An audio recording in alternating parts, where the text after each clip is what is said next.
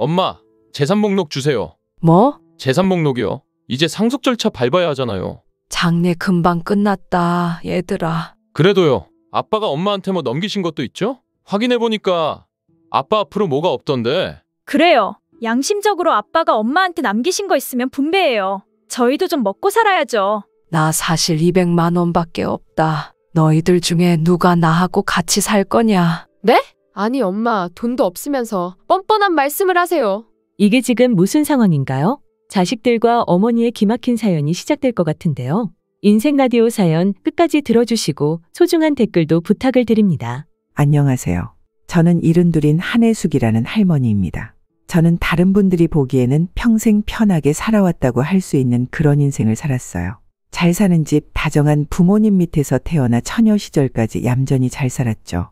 그때는 일을 전혀 하지 않았고 손끝에 물 묻힐 일이 없어 신은 신발이 닳지도 않았다고 할 정도였어요. 그때 저희 친척이 제가 나이가 차자 남자 하나를 소개시켜 주었고 선을 본 후 곧장 결혼하게 되었죠. 남편은 저보다 7살 위였고 어린 신부인 저를 무척 예뻐했어요. 저희 집이 고향에서 제법 유지였기 때문에 남편의 집도 괜찮게 사는 집이었죠. 남편은 고향을 떠나 서울에서 유학하며 공부하던 사람이었는데 명문대 출신이라서 직장도 좋은 곳을 들어갔어요. 돈도 많이 받고 어디 가서 떵떵거릴 수 있는 위치였죠. 보통 집안에서 중매해준 아가씨라고 하면 부부 생활이 원만하지 않다고 친구들이 많이 그랬거든. 무식하고 안 예쁜 아가씨가 부인이랍시고 들어온다고. 그런데 나는 당신을 만나서 정말 행운인 것 같아. 남편이 그렇게 말하고는 했어요. 저는 처녀 시절 꽤 고왔고 키는 작았지만 예쁘다는 말을 참 많이 들었거든요. 그리고 남편은 항상 저한테 다정하고 배려심 깊게 대해주었죠. 다정한 사람이었어요. 저는 남편과의 사이에 아이를 많이 낳았어요. 아들 3, 딸 2, 자그마치 5남매나 낳았죠. 사실 당시에는 그리 많은 것도 아니었어요. 그때는 지금보다 아이를 훨씬 더 많이 낳던 시대였으니까요. 아이들은 잘 자라났어요. 시댁도 워낙 잘 사는 편이었고 저희 친정도 넉넉해서 애들은 좋은 옷 입고 좋은 것 먹고 잘 컸죠.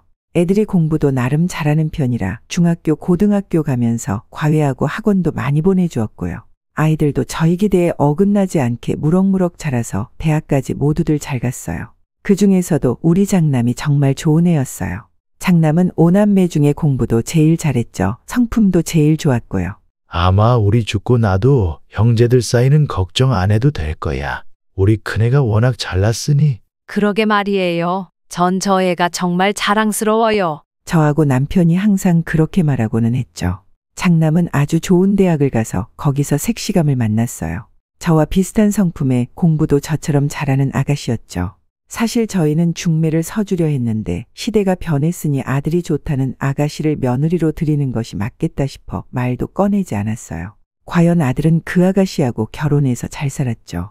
어머님, 저 밥하는 거 가르쳐 주세요. 아유, 처녀적에 밥 안 해봤구나? 네, 집에서 저 부엌에 안 들이시려고 해서요. 귀하게 자라서 그래. 사실 나도 결혼 전에는 밥도 한 번 안 해봤거든. 새아가, 너도 밥하기 힘들고 몸 아프면 아범한테 해달라고 하렴. 너희 시아버지도 나 몸 안 좋으면 항상 대신 밥을 해주고는 했어. 남자도 이제는 다 집안일도 하고 밥도 하고 해야 돼. 큰 며느리가 처음 들어왔을 때 저는 그렇게 말하면서 며느리한테 밥하는 법을 알려주었어요. 저희 큰아들이 공부를 참 잘했는데 대학도 같이 다녔다니 그만큼 며느리도 공부를 잘한다는 거였겠죠.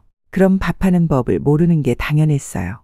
사실 요즘은 워낙 밥솥도 잘 나오고 해서 큰 며느리가 꼭 음식을 잘해야 하는 것도 아니었죠. 어머님은 다른 시어머니들하고 너무 다르세요. 저희 친구들 보면 시어머니하고 그렇게 싸우고 사이가 안 좋다고 하던데 저는 어머님이 너무 좋아요. 뭘 그 사람도 옛날 사람들이라 그런 걸 게다. 아는 것이 그것뿐이니 에휴 결국 그렇게 싸우게 되는 거지. 나야 너희 시아버지가 워낙 깨인 사람이고 덕분에 긴 세월 동안 대접받고 살았으니 요즘 시대 이치에 좀 깬 것뿐이지. 그런가요? 아무튼 시아버지하고 시어머니 다 정말 잘 만난 것 같아요, 저. 나도 큰 며느리 잘 들인 것 같구나. 내 아들이 그렇게 좋아하고 너는 날 좋아해주니 말이다. 큰 며느리는 정말로 좋은 아이였어요. 큰 며느리는 본인이 그렇게 잘난 사람인데도 절대로 곁에 있는 사람들을 무시하지 않았어요. 크게 배우지 못해서 무식한 편인 저도 큰 며느리는 정말 좋아해 주었죠. 큰아들과 큰며느리는 나란히 대학원에도 진학했고 박사과정도 밟았어요. 아이들은 제가 알기에는 너무 어려운 어떤 공부를 했지만 저는 잘 모르면서도 아이들이 너무 자랑스러웠어요.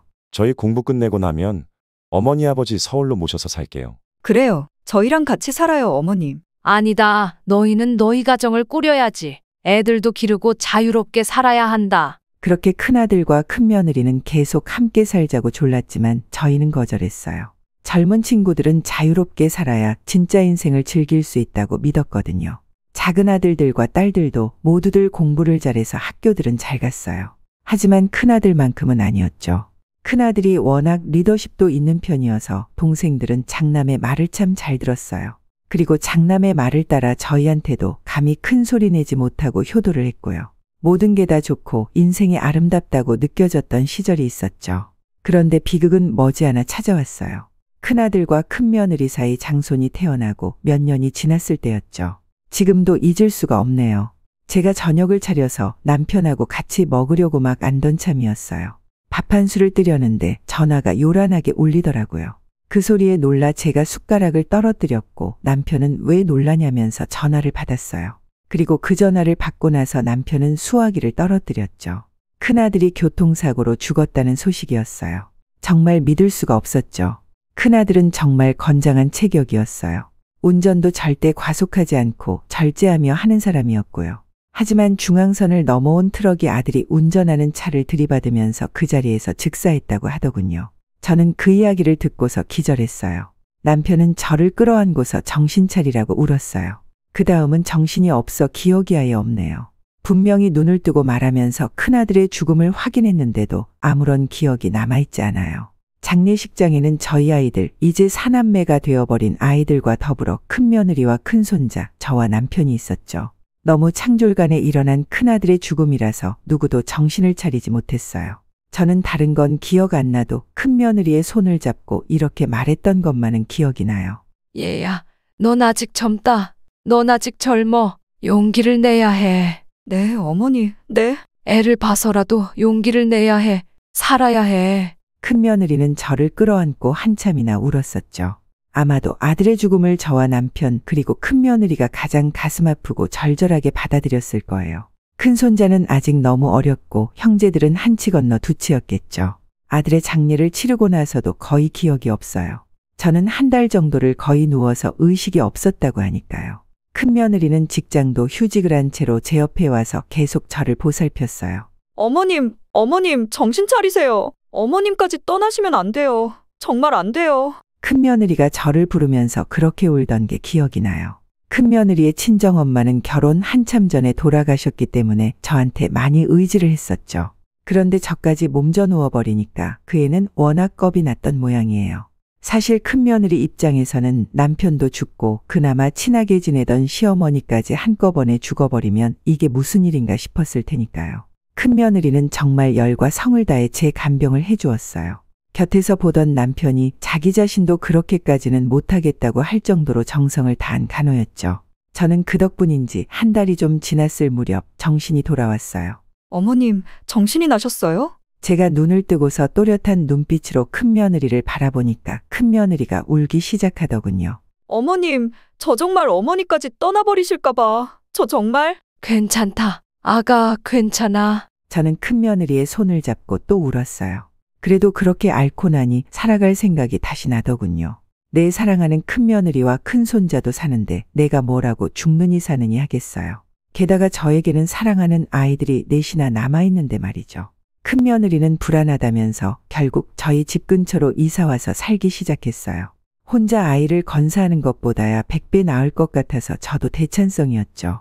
큰며느리는 재택근무로도 뭔가 일을 하면서 아이를 길렀고 저는 큰며느리가 일하는 동안 열심히 큰며느리의 살림도 봐주고 아이도 놀아주고 했어요. 그렇게 몇 년 동안 큰손자는 아주 무럭무럭 잘 자라났죠. 저는 큰아들을 잃었지만 그래도 큰손자가 자라나는 걸 보면서 위안을 삼았어요. 큰손자는 정말 큰아들하고 똑 닮은 얼굴로 자라났거든요. 심지어 성격도 비슷했어요. 그런데 그때쯤 큰며느리가 저를 불러서 진지하게 그러더군요. 어머님, 저 죄송한데 해외에 나가야 할 것 같아요. 해외? 네, 제가 일하는 쪽에서 연구원으로 일해보지 않겠냐고 아주 좋은 조건을 제시했거든요. 에휴, 가능하면 한국에서 어머님 곁에 있고 싶은데, 하지만 저희 애 외국에서 기르는 것도 좋을 것 같고 해서요. 어머나, 그럼 가봐야지. 애도 해외에서 더 좋은 교육 받고 너한테도 정말 좋은 기회 아니니? 네, 정말 좋은 기회예요. 그런데 어머님, 아버님 이렇게 두고 떠나도 될지 정말 너무 죄송해서. 아니다, 절대 아니야. 무슨 소리냐? 너가 지금까지 우리 곁에서 이렇게 살아준 것만 해도 나한테는 너무 고마운 일이었다. 저는 그때 직감했어요. 이대로 큰 며느리가 떠나면 내가 죽을 때까지도 다시 못 볼 수도 있겠구나 하는 걸요. 왜냐하면 큰아들은 이미 죽은 지 몇 년이나 지난 상태였고 큰 며느리는 여전히 능력 있고 예쁜 여자였어요. 다른 사람하고 재혼해서 산다고 해도 아무런 문제가 없을 나이였죠. 그런데 해외에 나가서 장기로 산다고 하니 당연히 이별을 예감할 수밖에 없었어요. 아가, 너 꼭 명심해라. 네? 너 새 사람 꼭 만나렴. 새 사람 만나는 게 우리 아들이나 우리를 배신하는 게 아니야. 그건 절대 아니다. 아유, 어머님, 그런 말씀 마세요. 아니, 잘 들어라. 너는 행복하게 살아야 하고 우리 손자도 꼭 행복해야 한다. 거기에 필요하다면 새 사람 만나서 결혼하렴. 우리 생각은 절대 안 해도 돼. 절대로. 알겠지? 큰 며느리는 너무 착한 사람이었고 분명 외국 나가 살면서도 우리를 생각할 게 분명했어요. 그래서 저는 몇 번이나 당부하고 또 당부하면서 우리에 대한 생각 자체를 줄이라고 했죠. 큰 며느리는 제 말에 또다시 눈물을 흘렸지만 결국 제 당부에 고개를 끄덕였어요. 네, 한국 생각은 있고 거기에서 새 출발할게요. 감사해요. 어머님, 정말로 감사해요. 그래, 꼭 행복하게 살려무나. 그게 보답이다. 며느리의 소식에 남편도 크게 기뻐했어요. 큰 손자를 앞으로 오랫동안 보지 못할 거라는 사실이 아쉬워하기도 했지만 아이와 큰 며느리의 미래를 위해서 더 좋은 일은 없었죠. 그래서 큰 며느리는 손자와 더불어 떠났어요. 태어난 척했지만 그때 정말로 슬프더라고요. 제 자식이 한 명도 저한테서 떠나간다는 느낌이었어요. 속이 아파서 저는 그때에도 며칠을 계속 앓았었죠. 그 사이 나머지 네 남매는 점점 더 저희한테 찾아오는 횟수가 줄어들었어요. 저희한테 올 때는 그래도 저희 비위를 맞추면서 잘하기는 했지만 어딘가 좀 바라는 게 있을 때가 많았죠. 둘째 아들은 사업을 했는데 사업을 말아먹어서 저희가 몇 번이나 자금을 대줬어요. 어떤 때는 몇 천만 원을, 어떤 때는 억 단위를 가져갈 때도 있었죠. 그때마다 나머지 애들이 난리를 쳤어요. 아니, 그렇게 막 돈 떼주고 그러면 우리 나중에 물려받을 거 하나도 없겠다. 엄마 아빠가 그러신다고 해도 엄마가 막아야죠. 우리는 자식 아닌가? 무슨 소리니? 우리가 아직 정정한데 더 벌어서 너희를 주면 되지. 무슨 소리라니요? 아무리 그래도 억대까지 가져가는 게 어디 있어요? 그거 모이면 다 우리가 받을 건데. 얘들아, 아직 너희 엄마 아빠 젊어. 아직 죽을 나이 안 됐어. 그 사이에 우리가 쓸 돈 안 쓰고 너희 둘째 형한테 준 거다. 어쩜 그런 소리를 하니? 그래도 그렇죠. 다른 사람들한테 물어보세요. 둘째 형 저러다가 또 돈 달라고 한다고. 얼마나 욕심이 많은지 알아요? 맞아. 그리고 그 재산 엄마 아빠 거라고 생각하시면 안 돼요. 돌아가시면 다 저희 거란 말이에요. 뭐라고? 저는 정말 화가 나더군요.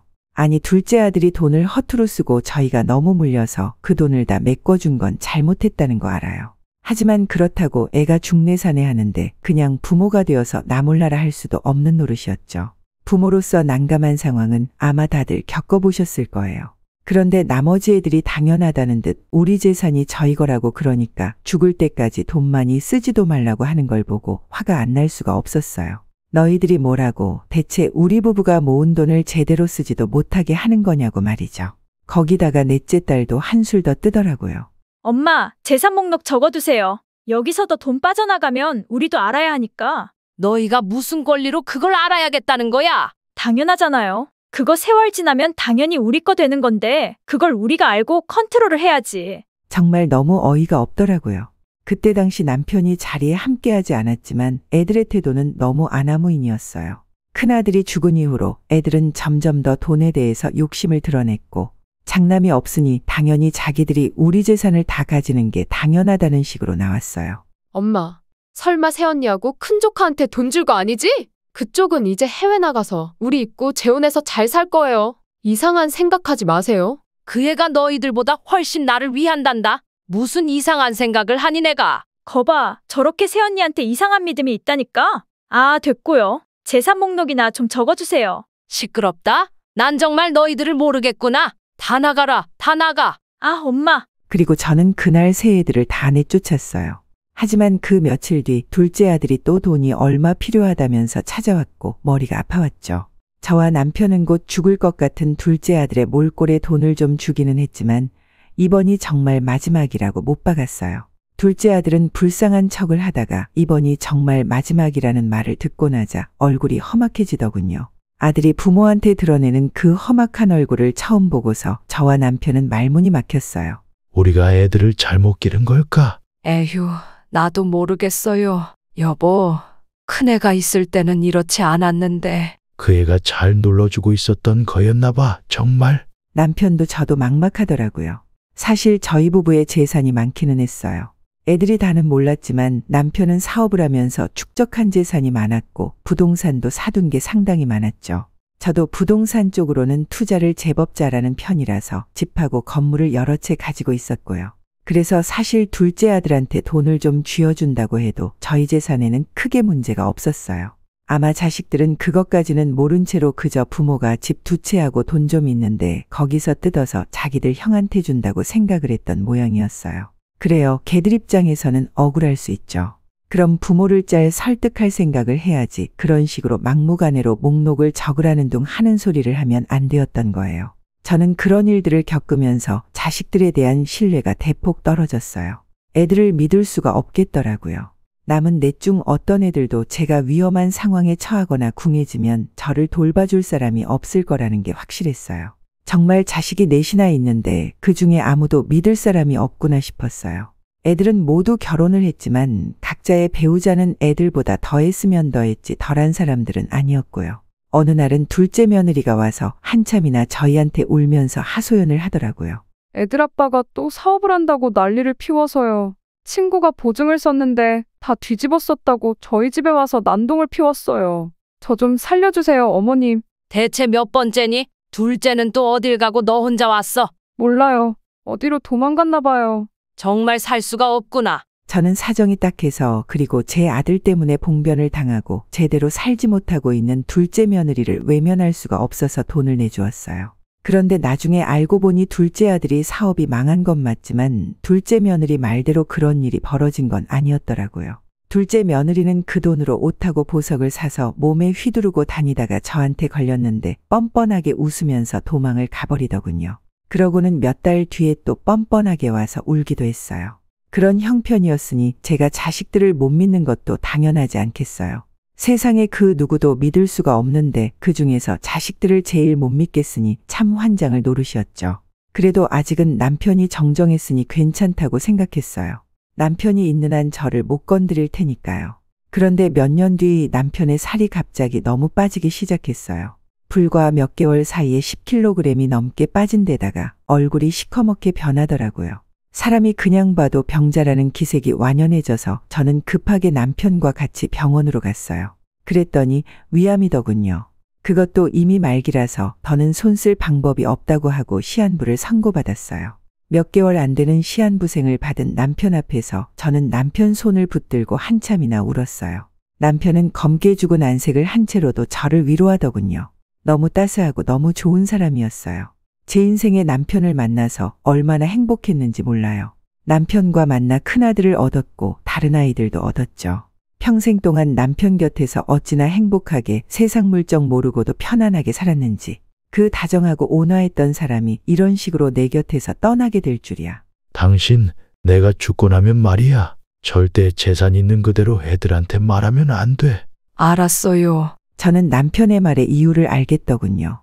남편 역시 고개를 끄덕였어요.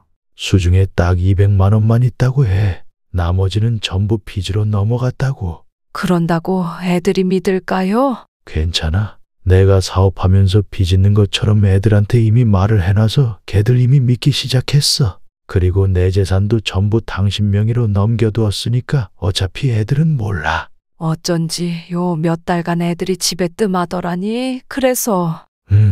정말 괘씸하기 짝이 없어. 저희들 부모가 돈이 없다니까 집에 들여다보지도 않는 거야, 이 녀석들. 남편은 혀를 찼어요. 그러면서도 혼자 남을 저에 대한 걱정으로 얼굴이 어두웠죠. 저는 고개를 저으며 말했어요. 괜찮아요. 여보, 난 이겨낼 거예요. 걱정하지 말고 건강이나 챙겨요. 누가 알아요? 기적처럼 당신이 다시 일어날지. 그랬으면 좋겠네. 하지만 남편은 자신의 앞날을 아는 것처럼 웃을 뿐이었어요. 그러고는 죽기 전에 해야 하는 일이라면서 자기 앞으로 남은 재산까지도 전부 저한테로 넘겨버렸어요. 남은 것은 남편 앞으로 남아있던 얼마 안 되는 대출뿐이었죠. 그리고 의사 선생이 선고했던 것보다 훨씬 먼저 남편은 세상을 떠났어요. 저는 이미 몇 개월 전 남편이 죽을 거라는 사실을 알고 있었기에 생각보다는 충격이 덜했죠. 물론 그렇다고 슬픔이 덜하다는 건 아니었어요. 저는 정말 실신할 때까지 울고 큰아들이 죽었을 때와 똑같이 앓으면서 남편을 떠나보냈어요. 거의 제정신이 아닌 상태였죠. 장례를 마친 뒤 어느 정도 제가 정신 차리고 앉자 아이들이 모여들었어요. 각자의 배우자들까지 자그마치 8이나 제 앞으로 와서는 눈을 벌겋게 뜨고 있었죠. 엄마, 재산 목록 주세요. 뭐? 재산 목록이요. 이제 상속 절차 밟아야 하잖아요. 애들은 마치 제 안부에는 신경조차 쓰지 않는다는 듯 아빠의 재산이나 어떤 게 있는지 알려달라고 했어요. 장례 금방 끝났다, 얘들아. 그래도요. 아빠가 엄마한테 뭐 넘기신 것도 있죠? 확인해보니까 아빠 앞으로 뭐가 없던데. 그래요. 양심적으로 아빠가 엄마한테 남기신 거 있으면 분배해요. 저희도 좀 먹고 살아야죠. 너희는 너희가 알아서 먹고 살아야지. 왜 부모 재산을 탐내는 거니? 그러지 마시고요. 애들은 마치 빚이라도 받으러 온 빚쟁이처럼 굴었어요. 저는 어처구니가 없어서 애들을 쳐다봤죠. 애들은 이것저것 말하더니 저희들끼리 싸우기 시작했어요. 자기가 더 많이 받아야 한다는 둥, 너는 미리 받아서 날리지 않았냐는 둥 가관이었죠. 저는 어처구니 없는 와중에도 남편이 했던 말이 기억났어요. 나 200만 원밖에 없다. 네? 거짓말하지 마세요. 애들이 저를 보더니 코웃음을 쳤어요. 하기야 일평생 부유하게만 살아온 부모가 갑자기 빈털터리가 되었다니 믿지 못할 법했겠죠. 하지만 이럴까봐 남편은 미리 다 작업을 해두고 세상을 떠났어요. 이 집이라도 엄마 명의로 되어 있을 거 아니에요. 등기 떼어봤니? 네? 너희 아버지가 팔아서 빚 갚았다. 하지만 여전히 빚은 좀 남아있고 우리 재산 전부 아버지 사업 자금으로 썼단다. 네? 애들은 당황해서 서로 얼굴을 쳐다봤어요. 이렇게까지 말하니까 당연히 애들이 믿기 시작했죠. 실제로 지금 머무는 아파트는 원래 저희 것이었지만 판 뒤에 월세를 사는 형식으로 바꿔놓았어요. 남편 이름으로 진행된 거래였기에 당연히 애들이 알 리가 없었죠. 나머지 한 채도 너희 아버지가 팔아버렸다. 막판에 사업이 잘 안 되어서 난리였다. 너희들은 집에 잘 오지 않아서 몰랐겠지만. 아버지가 얼마 전에 말씀하시긴 했어요. 사업이 잘 안 풀린다고. 나도 들었어. 그래도 이렇게까지 안 좋으셨을 줄은. 그래서 엄마, 정말로 집 2채를 다 파신 거예요? 그래, 다 팔아서 빚 갚는 데 썼지만 빚도 남아있단다. 나한테는 내가 숨겨두었던 현금 200만 원 비상금으로 갖고 있던 그것만 남아있고. 저는 애들을 둘러봤어요. 조금 전까지 저를 뚫어져라 보며 돈 내놓으라고 소리 지르던 애들이 이제는 저하고 눈을 안 마주치려고 하더라고요. 너희들 중에 누가 나하고 같이 살 거냐? 네? 아니, 엄마? 왜 저희하고 같이 살려고 하세요? 내가 이제 너희 아버지도 없고 늙어서 힘도 없는데 나 혼자 살라는 거냐? 너희 정말 그렇게 나올 거니? 엄마 솔직히 돈도 없고 이제 연세 드셔서 병원비가 더 나올 텐데 우리가 어떻게 감당하라고. 그래서 돈 때문에 엄마 안 모시겠다는 거니? 저는 둘째 쪽을 바라봤어요. 하지만 둘째 아들은 물론이고 둘째 며느리도 싸늘한 얼굴로 고개를 돌리더라고요. 제 눈길을 눈치챈 다른 아들과 딸들이 일제히 둘째한테 공격을 하기 시작했죠. 맞아. 둘째 형이 모셔야지. 둘째 형은 지금까지 돈 엄청 많이 가져갔잖아. 둘째 형이 가져간 돈만 아니었어도 아버지 사업이 그렇게 되지는 않았을 거 아니야? 맞아. 아버지가 사업을 얼마나 잘하시는 분이었는데 갑자기 그렇게 된 거 자금이 부족해서인 게 틀림없어. 둘째 오빠가 엄마 모셔. 우리는 못 모셔. 우리가 받은 게 뭐가 있다고? 그렇게 말하는 넷째 딸은 결혼할 때 아파트이며 차며 전부 저희한테 받아서 시집갔죠. 시댁이 괜찮게 사는 집이었는데도 욕심이 너무 많았어요. 친정에서 다른 집은 다들 이렇게 해준다고 그렇게 받아가 놓고도 더 안 해준다고 저희한테 그렇게 불만이 많았어요. 야, 내가 어떻게 모시냐? 나 집도 월세 사는데 불안정해서 거기다 엄마를 어떻게 모셔? 맞아요. 아가씨, 저희 너무 못 살고 불안정해서 안 돼요. 아유, 새언니. 지금 몸에 두르고 있는 그 명품만 팔아도 전세자금 마련하겠네요. 어쩜 저렇게 뻔뻔하지? 애들은 제 앞에서 목청을 높이며 싸우더라고요. 저는 그 꼴이 너무 보기 싫어서 결국 소리를 질렀어요. 그만해라. 내 앞에서는 싸우지 마. 지금 이 집 계약이 3개월 뒤니까 그때까지 너희들이 잘 의논해서 날 누가 모실지 정해서 와라. 알겠니? 아, 엄마. 내 말대로 해라. 아니면 너희 엄마 길바닥에 나앉게 할 거야? 나 그냥은 안 나앉는다. 너희 직장에 다 쫓아가서 너희들이 부모 어떻게 하는지 다 소문낼 거야. 물론 그걸 제가 정말 할 수 있는 일은 아니었지만 그 말에 애들이 겁먹은 것 같더라고요. 애들이 수군수군하더니 곧 나가버렸어요. 저는 너무 힘들어서 그날은 그냥 자버렸어요. 그런데 일주일이 지나도 애들은 코빼기도 안 보이더라고요. 정말 애들이 나를 길바닥에 나앉도록 할 모양이구나 싶던 그때 애들이 와서 그러더군요. 엄마, 우리가 돌아가면서 모시기로 했어요. 돌아가면서? 네. 한 명이 모시면 너무 부담이 크니까 돌아가면서 모시기로. 그런데 그 말 하면서 다들 얼굴에 불만이 가득하더라고요. 돈 한 푼 없는 어미. 아무런 대가 없이 모셔야 한다는 게 너무너무 불만인 모양이었어요. 저는 어처구니 없었지만 아무튼 애들이 그렇게 결정했다니 알았다 하고서는 제가 제일 먼저 살기로 한 둘째 아들네로 갔죠. 그런데 정말 그 이후로 가관이었어요. 둘째 아들네에서 저는 정말 가시방석이었거든요. 무슨 일만 있으면 둘째 아들네외가 서로 소리 지르며 싸웠고 며느리는 전에 없이 불손한 태도로 방문을 쾅 닫으면서 드나들었어요. 저한테 불만이 있다는 걸 그런 식으로 표현한 거겠죠. 그러더니 불과 일주일도 안 돼서 둘째 며느리가 미치겠다며 뛰쳐나갔고 둘째 아들은 저한테 제 짐을 싸서 주면서 빨리 나가달라고 했어요. 어찌나 어처구니가 없던지요. 그런데 둘째네 뿐만이 아니고 그 다음으로 간 집들이 모조리 마찬가지였어요. 딸이고 아들이고 4명의 자식들이 모조리 같은 짓을 하고 있는 걸 보니 정말 정이 뚝뚝 떨어지더군요. 제가 대체 전생이 무슨 잘못을 해서 이런 애들을 낳았나 싶기도 했고요. 마지막으로 5째 딸네 집에 갔을 때도 딸과 사위는 무슨 저를 원수대하듯 했어요. 돈 한 푼 없는 장모꼴 보기 싫었겠죠. 저는 제가 선택한 것인데도 위축이 되어서 어쩔 줄을 몰라 했어요. 그런데 5째네 가서 며칠 안 되었을 때였죠. 딸이 아주 밝은 얼굴로 뛰어들어와 저한테 말하더군요. 엄마, 좋은 소식이에요. 엄마가 그렇게 좋아하던 큰며느리가 돌아왔네? 뭐? 첫째 새언니가 왔다고요. 귀국했대요. 정말이지? 세상에. 저는 너무 기뻐서 벌떡 일어났어요. 큰 며느리와 큰 손자를 다시 볼 수 있다니 꿈에도 꾸지 못하던 상황이었죠. 딸과 연락이 닿은 것인지 큰 며느리는 곧장 5째 딸내로 온다고 연락이 왔어요. 저는 두근거려서 계속 왔다 갔다 하며 그 일을 기다렸죠. 얼마 지나지 않아 큰 며느리가 도착했어요.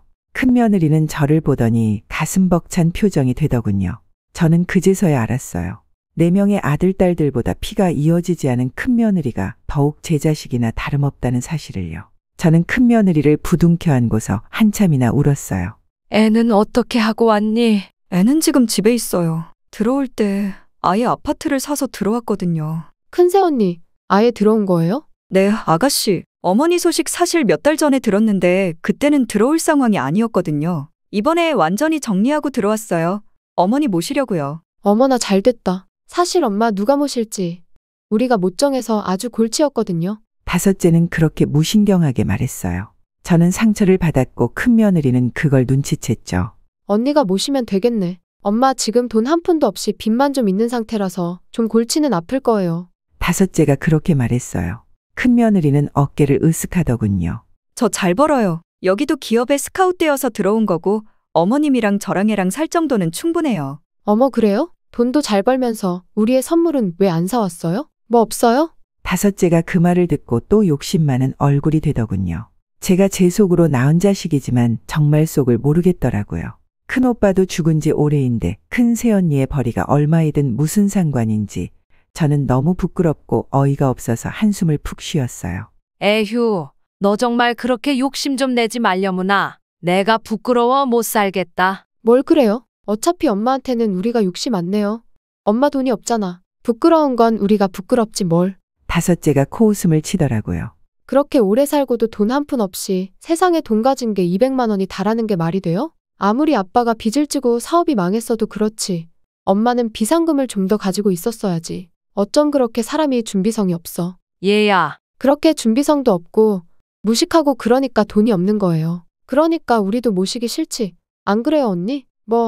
언니도 사실 모셔준다니까 고맙기는 한데 나중에 후회할걸? 그때 우리 보고 원망하지 말아요. 그때 큰며느리는 제 손을 잡으며 저를 보더군요. 그 애는 못 보던 사이 많이 늙어서 눈가에 주름이 져 있었지만 눈빛만은 그때 그의 그대로였어요. 여전히 따뜻하고 여전히 부드러웠죠. 걱정 마세요. 전 절대로 후회 안 하고 잘 모실 거예요. 저희 엄마나 다름없는 분이시니까요. 아유, 효분하셨다. 효분하셨어. 다섯째는 큰며느리의 말을 들으면서 그렇게 비꼬았어요. 저는 너무 슬펐지만 동시에 너무 기뻤죠. 4명의 자식을 잃고 1명의 큰며느리를 얻은 것이나 다름없었거든요. 저는 5째 딸과 사위가 듣는 앞에서 그랬어요.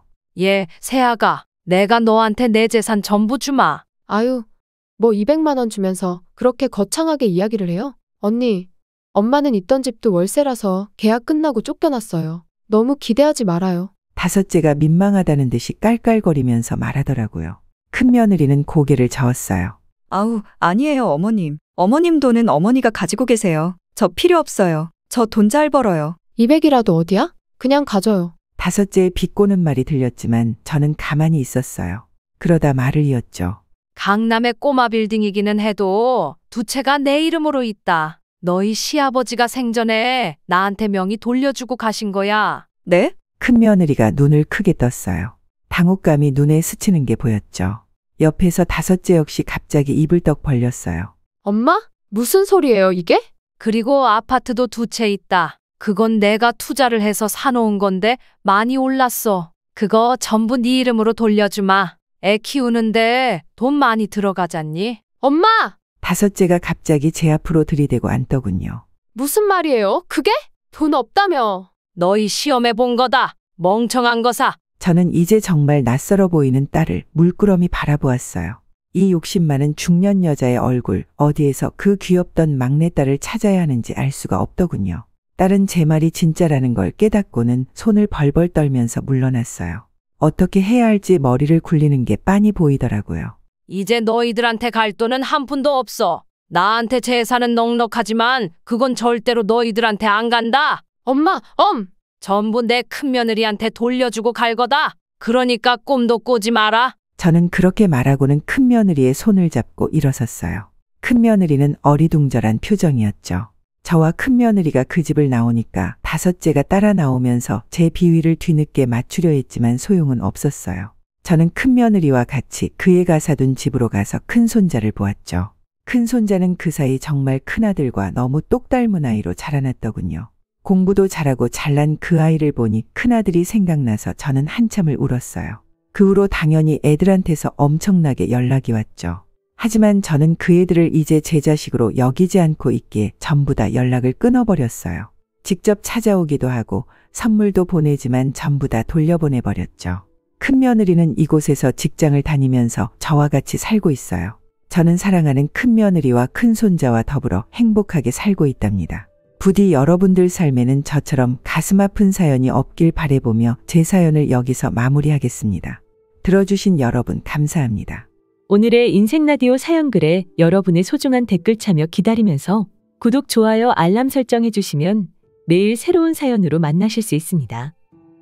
늘 건강하시고 행복하세요. 감사합니다.